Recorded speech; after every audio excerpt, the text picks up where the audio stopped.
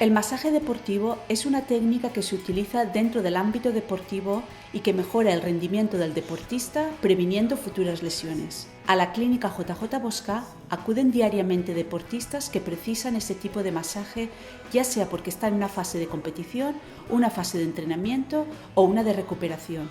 Este masaje se puede realizar en la espalda, brazos o piernas, dependiendo del tipo de deporte que se realice. Dentro del masaje deportivo encontramos el masaje pre-competición y el masaje post-competición. Los objetivos son varios. En primer lugar, preparar los tejidos para el esfuerzo físico.